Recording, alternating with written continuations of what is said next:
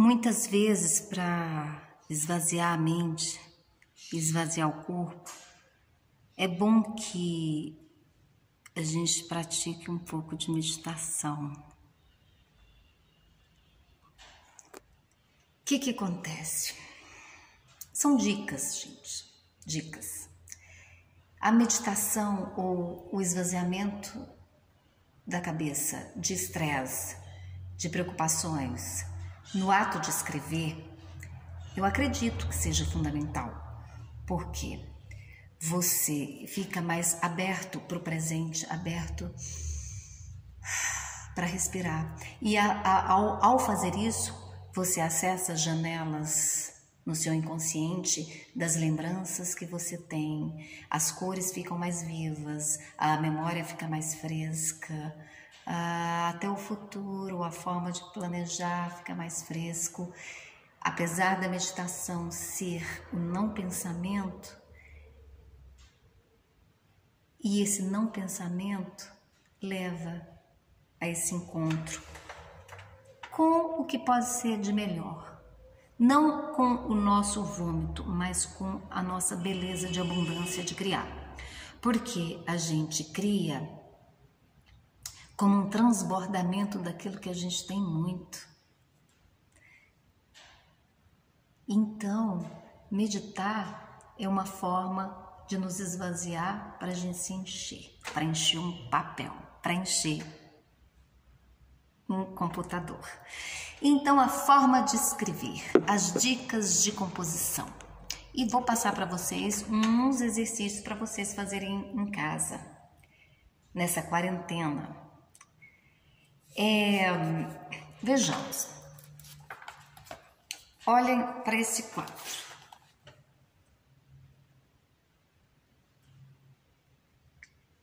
Esse quadro de uma artista americana, uma fotografia, ele foi inspirado numa sugestão dessas pessoas que escreveram esse livro, que dizia: muitos casais enfrentam brigas penosas que explodem durante o jantar.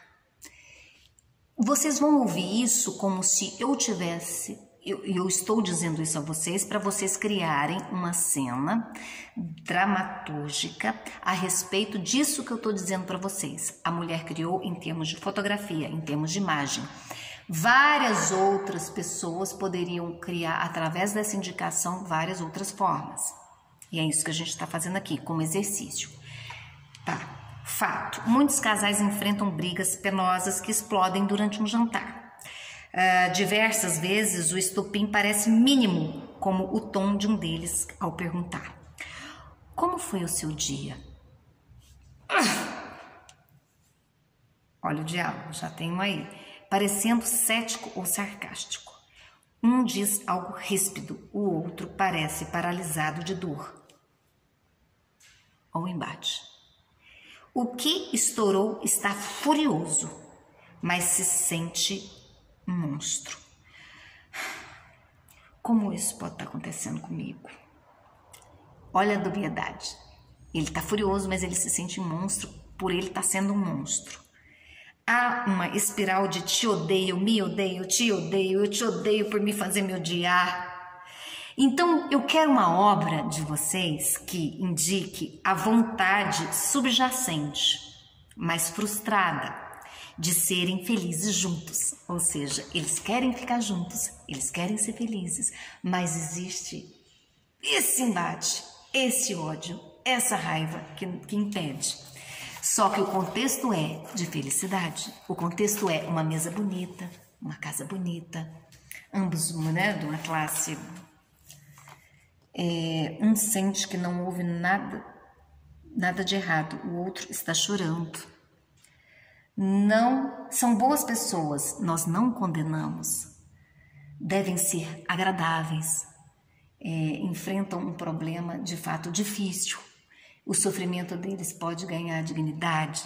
Como a gente vai fazer esse sofrimento ganhar dignidade? Pode se tornar menos solitário e catastrófico por causa de uma obra de arte? Ou seja, a partir do texto que vocês vão criar a gente pode ser mais catastrófico esse embate do matrimônio. Nós estamos falando de amor aqui e de ódio, que são as vertentes de um mesmo modo.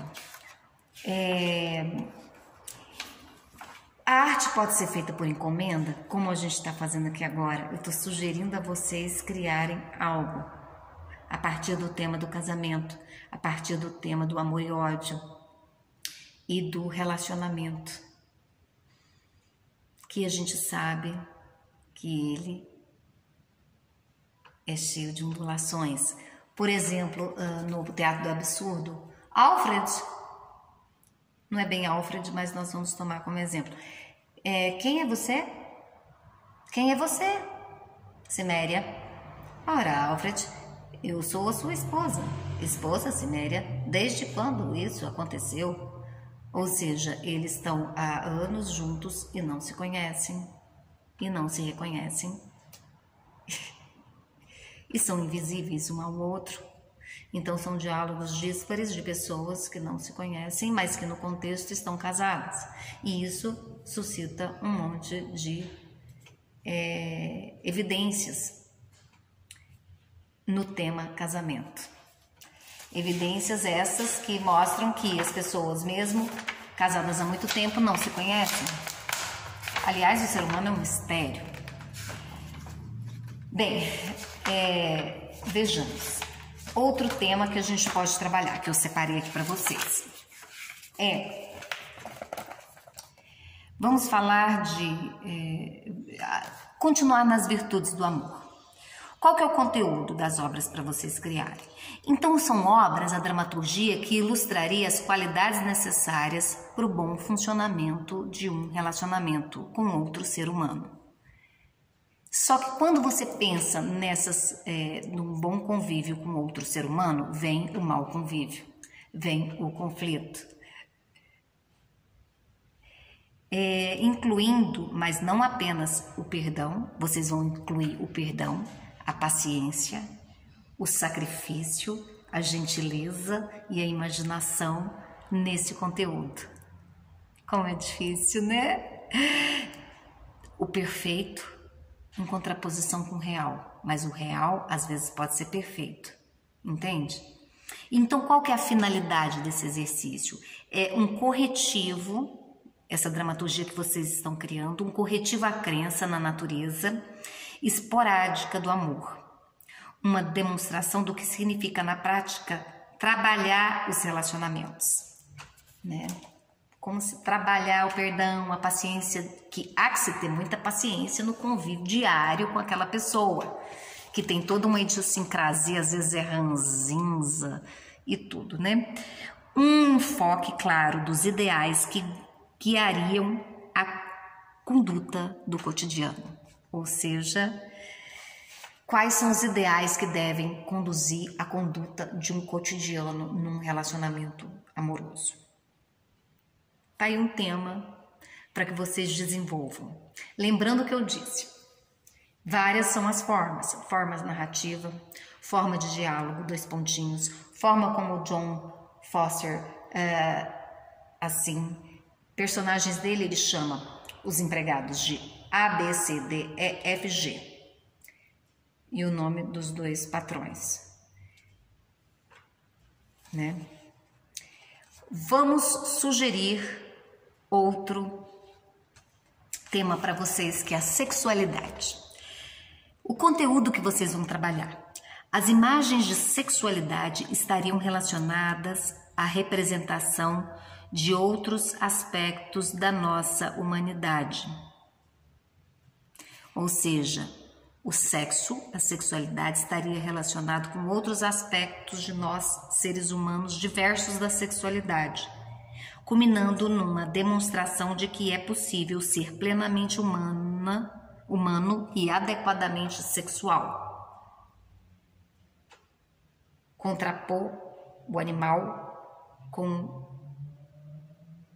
o humano, ou uni-los, ou divergi-los, aproximar e separar. Qual que é a finalidade? De um lado, uma alternativa à pornografia, do sexo pelo sexo exposto. Uma de outro é persistente vergonha neocristã. Do outro, é uma resposta a essa questão do pecado, que você pode ser sexual e ao mesmo tempo humana. Você pode ser humana e sexual, e o sexo pode ser humanizado, não uma prostituição. Qual outra finalidade? Uma recomendação para integrar sexo e inteligência, dignidade e afeto de maneira mais eficaz. Ou seja, a gente pode estar numa obra de Oscar Niemeyer, uma obra muito sensual que ele tem no meio da floresta, uma piscina belíssima, casa baixa, dá toda uma questão sexual e ao mesmo tempo sermos dignos, convidados ao prazer, mas ao mesmo tempo mantendo a dignidade, o afeto de um pelo outro, a sofisticação e inteligência. Então, uma dramaturgia que trabalhe o sexo e a inteligência e que não horrorifica o sexo em prol da inteligência, mas que integra a inteligência ao sexo. Certo? E vamos trabalhar mais? Vamos dar outras dicas aqui também. Dicas, gente, dicas. A não ser que seja por uma intenção de que aquele diálogo seja esvaziado, é importante num diálogo ele ter força, a não ser que não seja a intenção de ter força, que é justamente um diálogo rarefeito. Mas quando não é essa a intenção, um diálogo sucinto, direto, ao mesmo tempo poético, algo que você lê e que tenha cheiro de carne, cheiro de vida, poesia ao mesmo tempo, entende? Buscar essa linguagem ou tirar o que não diz, a não ser que o exercício é justamente o não dizer, mas quando não é tirar o não dito, o que não, os arranhados, as fissuras. Límpido, limpificar isso, para ser direto e suado, para ser real, para ser vivo, um diálogo pulsante. Outra dica, buscar na memória de fatos que marcaram vocês, na memória emotiva, afetiva, como diz Strasberg, Stanislavski, nessa memória desses fatos ou de algo que você quis viver e não viveu. Eu queria tanto ter visto o balé da minha filha e eu não vi, então vou recriar esse balé como essa forma de amor aqui. Então vou ter que criar uma orquestra todinha para me recriar esse momento. Ou quando eu vi minha tia virgem, ela defecando nas calças e gritando, eu sou virgem, morrendo e gritando isso. Isso está em vários dos meus textos. Como essas memórias divergentes assim que causam espanto na gente, pode nos afetar nessa escrita. Está aberto a sua memória do que te marcou, ou do que você achou interessante, ou curioso, ou inusitado, ou diferente, ou uma cor que você goste, ou é algo mais biográfico, entende? A sua biografia, apesar de você estar dizendo sobre outra pessoa, criando outra pessoa, ela de uma certa forma interfere. Você tem que saber usar isso a seu favor nessa criação, certo? Outra dica, quando você vai criar um personagem, eu sou um estilista, gosto de Coco Chanel, eu viajei no passado na França, na Inglaterra,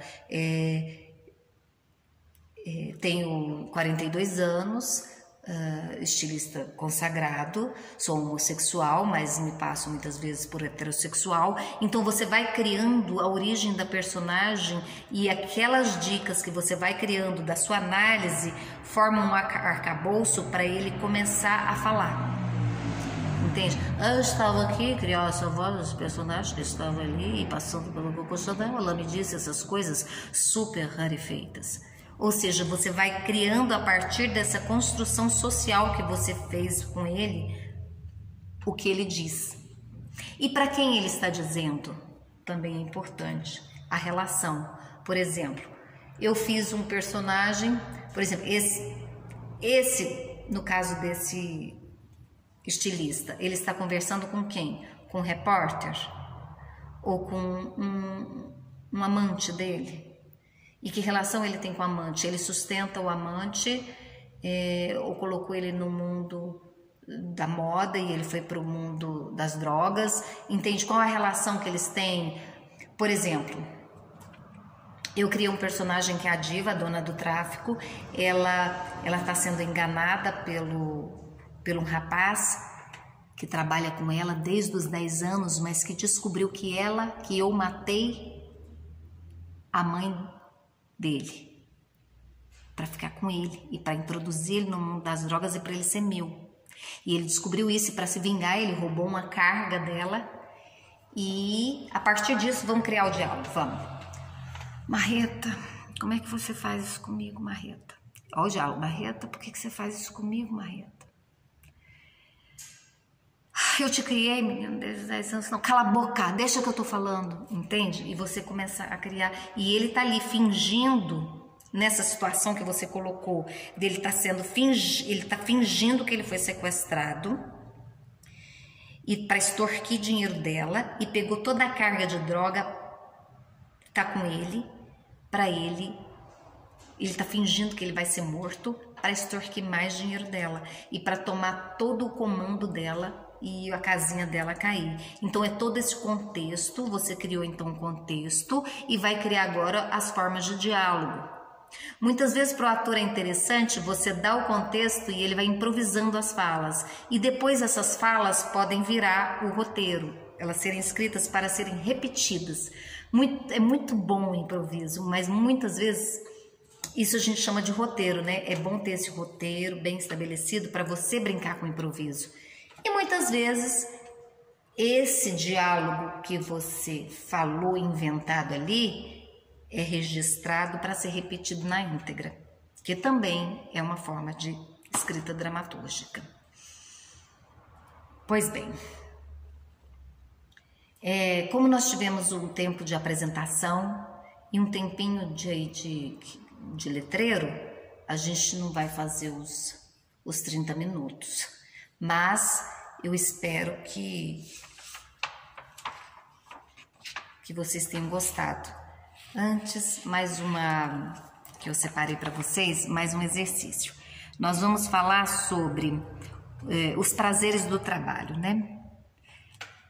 Ou os sofrimentos do trabalho. Os sofrimentos do trabalho, porque vocês são aristotélicos, o conflito, né? Então tá. O conteúdo que vocês vão trabalhar. As obras, para essa obra que vocês vão criar, elas vão realçar os efeitos desumanizantes do trabalho pesado. O desaparecimento do sofrimento humano por trás dos números. Você é uma estatística, você é explorado. Um personagem, aí vocês vão criar o operário hoje em dia tem um serviço muito mais neoliberal, né? Que também é uma exploração, é um sofrimento do trabalho, e a espoliação do planeta para fins medíocres, né? Às vezes o capitalismo explora o planeta, arranca toda a sua riqueza para construir produtos horríveis, perecíveis, ruins, de má qualidade. Então você destrói a natureza para esses fins, né? A destruição da serenidade da pessoa com esse trabalho desse sofrimento, né? E o predomínio da hipocrisia e da crueldade nessas relações de trabalho. Qual que é a finalidade do trabalho? Evocar um senso dos custos que as empresas podem impor à humanidade, um corretivo da abstração numérica. Ou seja, a dramaturgia de vocês vai fazer com que essas pessoas, com que o capitalismo repense os seus números, né? Quando vocês expõem que eles estão oprimindo as pessoas em prol de produtos que não trazem felicidade, seria muito mais bonito construir cidades bonitas, arborizadas, que trazem felicidade, do que uma coisa em cima da outra para trazer números, ou um monte de chocolate na prateleira para causar espinha e outros problemas de saúde, né? Ficam então essas 3 dicas do relacionamento conjugal, da sexualidade, da inteligência e da exploração do trabalho capitalista, e o que poderia o público refletir sobre o que de mal isso traz para a humanidade. E, gente, e lembrem-se, vocês são vocês. Vocês não são Shakespeare, vocês não são Ibsen, vocês não são Chekhov, vocês não são Marília. Vocês são vocês. Então, claro que, como diz o Hélio Couto, vocês podem ser antenas que captam todas essas informações no universo que estão aí para que vocês captem e peguem para vocês e utilizem da sua forma, tá? Mas lembrem-se, cada um é cada um, e a singularidade é na singularidade, é no seu estilo que você vai ter o melhor de si mesmo, o seu sucesso, né? Porque ser si mesmo é o mais importante. Apesar de dramaturgicamente estar se sendo vários outros, certo? Só mais um exemplo aqui, ainda tem um tempinho. Eu escrevi um monólogo. Vocês podem escrever um monólogo, olha uma dica, escrevendo ou com gravador tudo que vocês estão pensando ao longo do dia, vocês deixem ligado. Eu tenho que arrumar a casa, fazer isso. Gente, como é que o Luiz Cláudio falou isso de mim? Eu não acredito.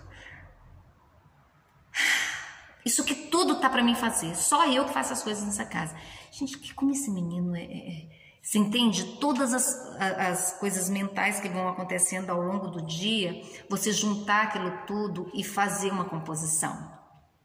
E lembre-se, gente, no trabalho dramatúrgico, você é o dono, você é o rei daquilo, você é o que manipula. Por exemplo, você pode colocar uma parte aqui, lá em cima, ou essa parte de cima, ela fica melhor nessa parte da ação, ou elimina essa parte que não tem nada a ver, ou eu pego uma parte que eu criei aqui que está muito confusa e vou clarificando ela. Então você pode reorganizar as coisas, até para trabalhar a forma, até para subvertê-la, ou para criar algo, entende? Então você é o chefe da composição, é você que vai dando a ligação e vai fazendo.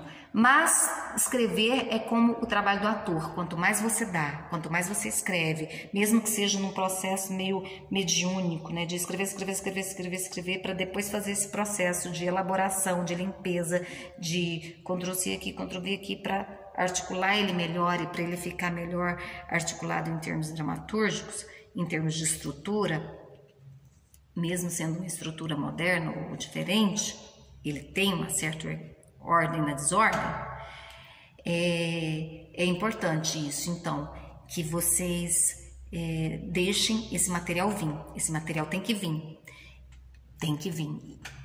É mais fácil, como diz os encenadores, os diretores de atores, cortar do que tentar ficar colocando, tá? Então, e a pesquisa é muito importante. E principalmente o conectar-se com vocês mesmos. Conexão consigo próprio. Obrigada.